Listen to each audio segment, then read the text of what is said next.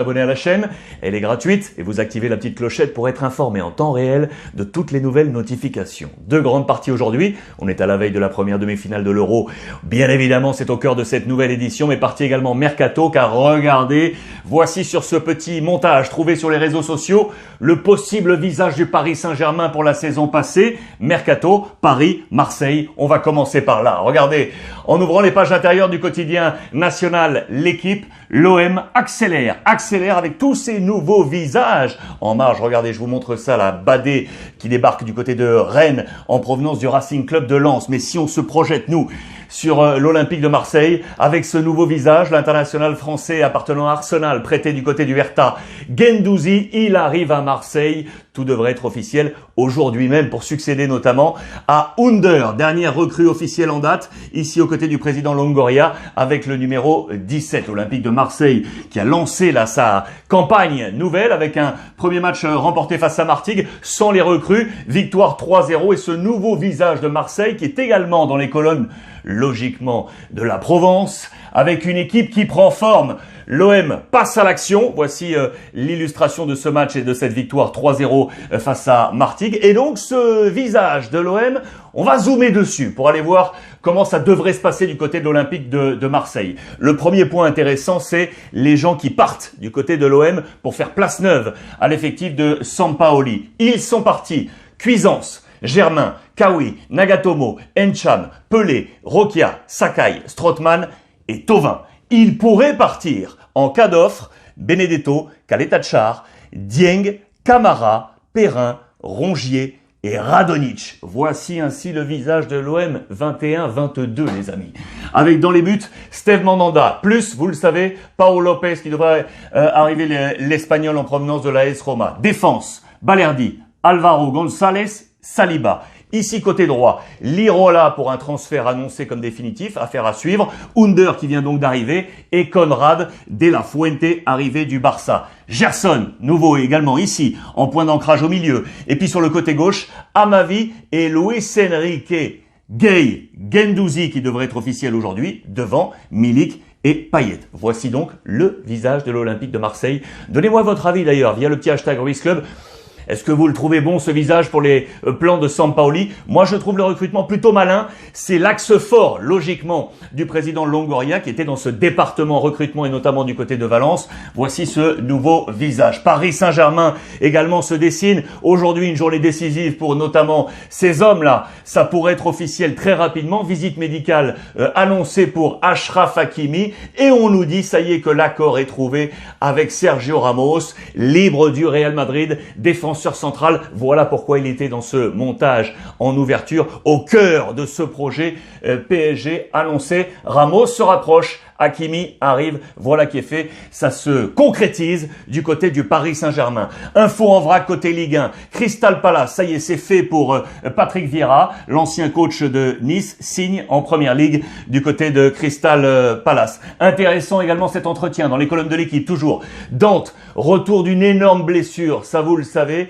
Eh bien, le défenseur niçois nous parle de son amour du foot et de son envie de lancer cet OGC Nice, version Christophe Galtier. Papier très intéressant pour le défenseur brésilien âgé de 37 ans. Les informations fortes niveau mercato aujourd'hui, c'est également Lionel Messi, bien évidemment. La une catalane aujourd'hui du côté de Sport. On parlera dans un instant dans la partie Euro, bien évidemment, de la demi-finale entre l'Espagne et l'Italie avec l'ami Gérard Moreno, l'attaquant. Mais les infos fortes sont ici. Regardez, le plan Messi qui est en train de cartonner au cœur de la Copa América, mais il y a urgence. Il y a urgence, les amis. Il faut absolument des sorties et une baisse de la masse salariale. Sans quoi, je dis bien sans quoi, la Ligue espagnole menace le Barça de ne pas pouvoir inscrire sur la liste de la Liga l'ensemble des joueurs, voire Lionel Messi. La masse salariale du Barça est trop haute, il faut la baisser impérativement. Voilà pourquoi on nous montre ce visage,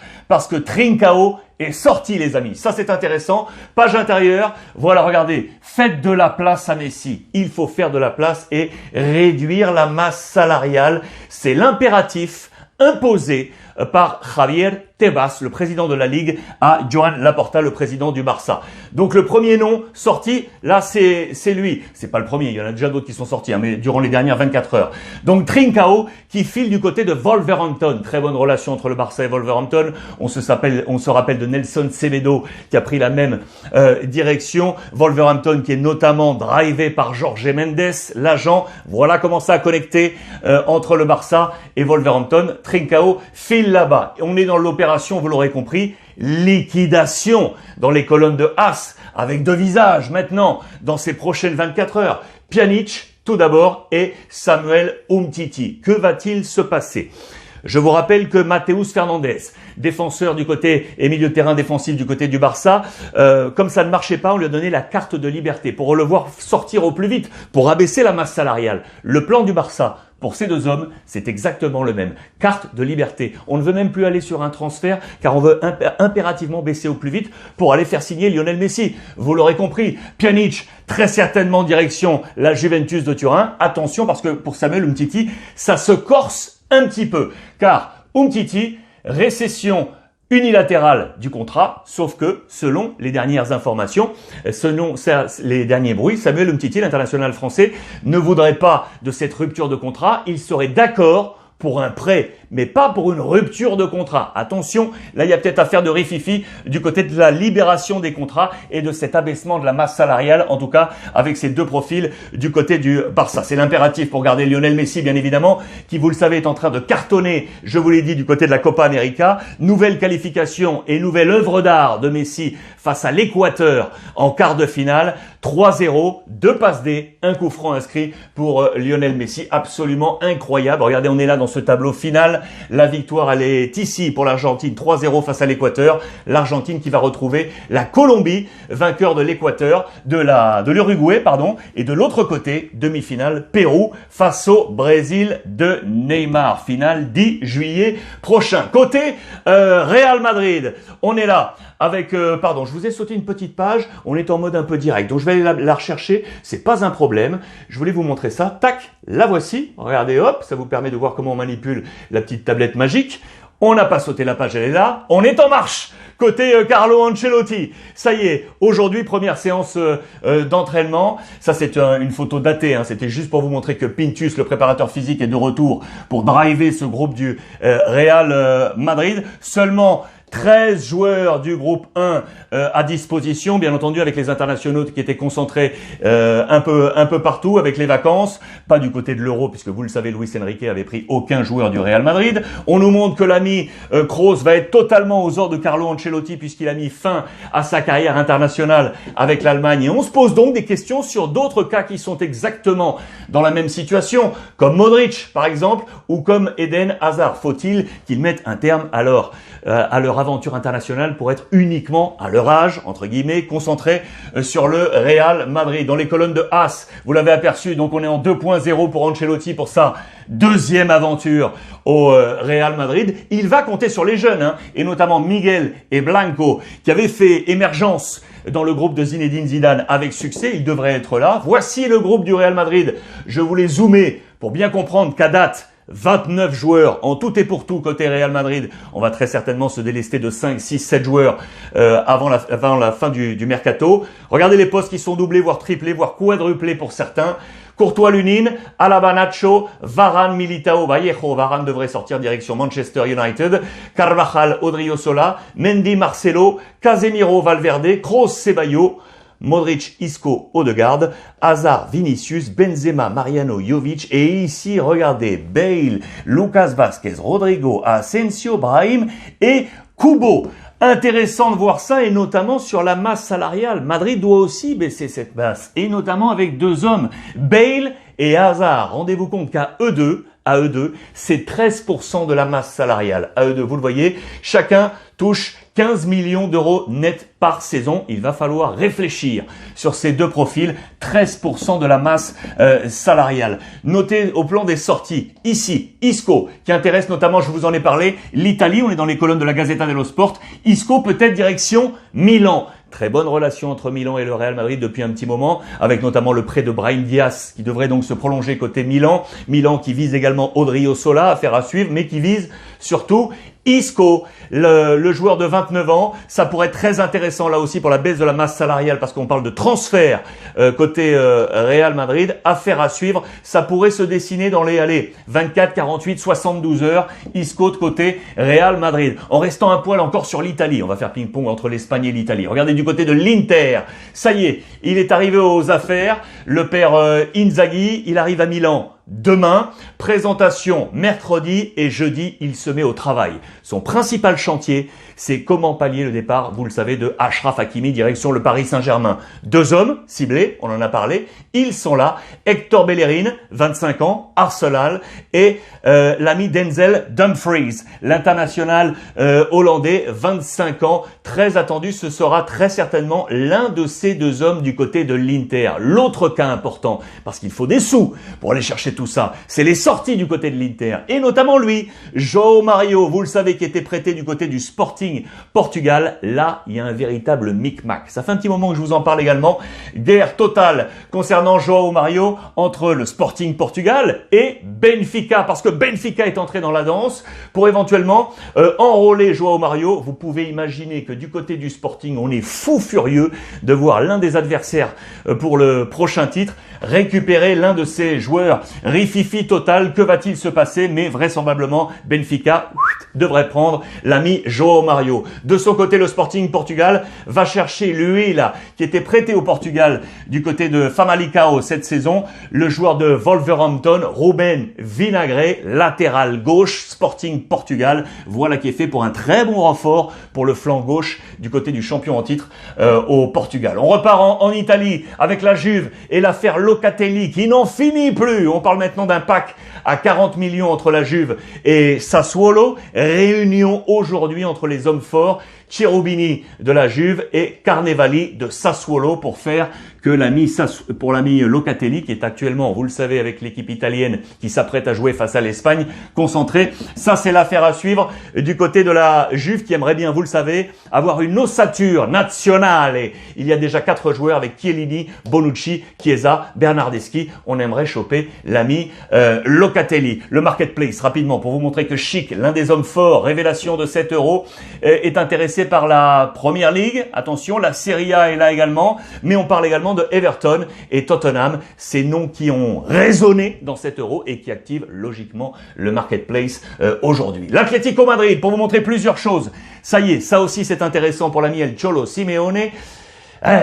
C'est un choix qui n'aura jamais marché pour lui. Vitolo, ça avait été l'un des gros transferts de l'Atlético, cela n'a jamais réellement marché. Il se libère de ce poids. L'ami Simeone, direction Getafe. Intéressant pour la banlieue madrilène parce que si Vitolo récupère son plein potentiel, ça peut être très intéressant ça pour l'Atlético. En marge, côté As, regardez, entretien très sympa avec un ancien de l'Atlético, Felipe Luis, le Brésilien qui est reparti au pays. Il le voulait absolument du côté de Flamengo. Il est en train de réussir et il reparle de son amour de l'Atlético et de sa relation notamment avec El Cholo Simeone. Affaire à suivre. Il ne dispose pas encore de tout son groupe pour relancer la machine puisque 5 joueurs sont encore en compétition. Coque, Llorente plus Trippier l'anglais à l'Euro. Et du côté de la Copa América, Correa et Lodi. Ils sont 5 encore concentrés en compétition officielle. Ça, je voulais vous le montrer également. Regardez, l'ancien coach des U19 du Paris Saint-Germain, ancienne légende du milieu de terrain du PSG, l'ami Thiago Motta, pourrait rebondir du côté de la Spezia. Vous le voyez qui est toujours sans entraîneur. L'Italo-Brésilien, l'ancien international de la Squadra, l'ancien de l'Inter, du Genoa également, pourrait être le nouvel entraîneur. La formation du Spezia qui n'a toujours pas de coach. Attention, affaire à suivre. Maintenant en Allemagne, pour terminer, pour vous montrer quoi? Que vous le savez, la sélection allemande est en pleine refonte avec le père Flick qui a remplacé Jogi Löw. C'est 5 hommes attendent éventuellement son coup de fil pour savoir s'ils seront dans les prochains plans et notamment pour la Coupe du Monde de la National Mannschaft. Il y a du Neuer, il y a du Hummels, il y a du Gundogan, il y a du Müller ici ou encore du Marco Reus. Ces 5 attendent le coup de fil de Hansi Flick pour la saison prochaine. En Allemagne, Bundesliga, ça y est, c'est la reprise également, comme Carlo Ancelotti côté Real Madrid. Le nouveau coach, Marco Rose, du côté du Borussia Dortmund, qui est en plein travail, vous le voyez. Tous les coachs ont repris également. Mönchengladbach, ici avec Adi Hutter. On a repris également ici du côté de Francfort ou encore du côté ici de Wolfsburg avec Mark van Bommel, l'ancienne gloire qui est de nouveau maintenant entraîneur du côté de Wolfsburg. Ça y est, on est en reprise les amis. Voilà pour le point complet de ce mercato. J'espère que vous en êtes satisfaits. On va tourner la page, l'Euro, maintenant, avec, à la veille de ces grands matchs et de cette première demi-finale. Première demi-finale de l'Euro, c'est attendu demain entre l'Italie et l'Espagne. La presse, tout d'abord italienne, parce que j'ai adoré ça aujourd'hui. La Gazzetta dello Sport et le Corriere. Regardez ça. Le Corriere dello Sport, on a teint la veste là, de l'ami Mancini qui est bleu clair, on la teinte en rouge pour en faire une cape de torero. Regardez, il est là face à la Furia espagnole avec ce taureau de Luis Enrique en mode torero, l'ami Mancini. Qui pourrait compter sur ces petits génies? Regardez ça à la une de la Gazzetta, la lampe magique d'Aladin, on la frotte et 3 petits génies qui en sortent. Insigne, Verratti, Barella, ils seront au cœur de ce système de l'ami Mancini. Ce sont les 3 plus petits joueurs de la sélection italienne. 1m72 pour Barella, 1m65 pour Verratti, 1m63, c'est le plus petit pour Insigne. Mais quel talent, vous le voyez, l'Italie des génies, les petits géants du côté de la sélection italienne. À noter que du côté de l'Espagne, le plus petit c'est Jordi Alba, 1m70, mais ça va très vite au-dessus. Les petits ont eu leur réussite dans la sélection italienne, vous le savez. Il y a plusieurs noms qui sont cités, je vous en cite que 2 parce que vous les connaissez par cœur. C'est Bruno Conti, 1m69 ou encore Gianfranco Zola, 1m68, bourré de talent pour faire face à l'Espagne. Ce plan de bataille, il est ici avec ces 3 petits génies là, Insigne, Verratti, Barella. Voici le plan probable pour demain. On vérifiera tout ça ce soir avec Michela Macali dans le mag à 23h en direct sur YouTube. Donnarumma, Bonucci, Chiellini, Di Lorenzo, Emerson, Jorginho, Chiesa, Immobile pour compléter avec les 3 petits génie annoncé de la lampe magique. Je voulais également, je réfléchissais là, vous montrer un focus sur lui, là, Emerson, à juste titre, parce que vous le savez, Spinazzola, qui était le titulaire, blessé, tendon d'Achille malheureux, il y aura de la pression sur l'ami Emerson. C'est ici, regardez, c'est lui qui avait le poste avant cette émergence de Spinazzola. C'était lui qui était l'un des caciques de Mancini, l'homme de Chelsea. Il est en opération reconquête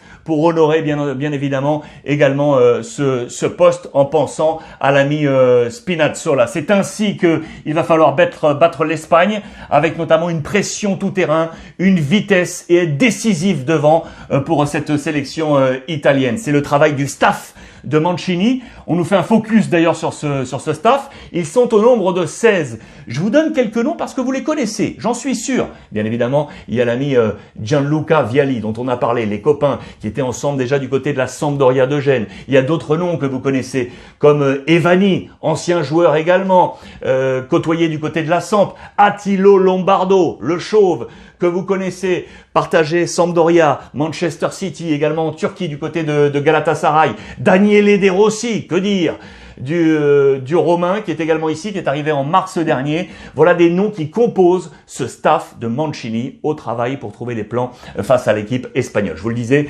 Spinazzola le grand absent, la rupture de ce tendon d'Achille, mais regardez, objectif Wembley, alors qu'il est logiquement en famille avec cette opération. L'objectif, c'est que en béquille, ils viennent éventuellement pour cette grande finale, si qualification il y a, pour porter, en tout cas dans l'âme, cette sélection italienne. Ça, c'est très intéressant. Si Spinazzola est là, si l'Italie se qualifie, joli geste de sa part et décision de Mancini. Côté espagnol, on va vouloir contrecarrer ses plans, bien entendu. Les Espagnols veulent aller à la finale de Wembley. Regardez avec Dani Olmo, l'un des hommes forts de la sélection de Luis Enrique, et le capitaine Busquets qui le dit, l'afición sera fière de nous. On va se battre dans cette demi-finale finale face à l'Italie. La route de Wembley, Luis Enrique connaît Wembley, c'est par là qu'il a commencé sa nouvelle étape de sélectionneur espagnol. Regardez, c'était le 4 septembre 2018, c'était avec la Nations League, mais regardez sur ce groupe qui composait alors sa formation, ça c'était son 11 de départ, seuls 3 en couleur sont encore là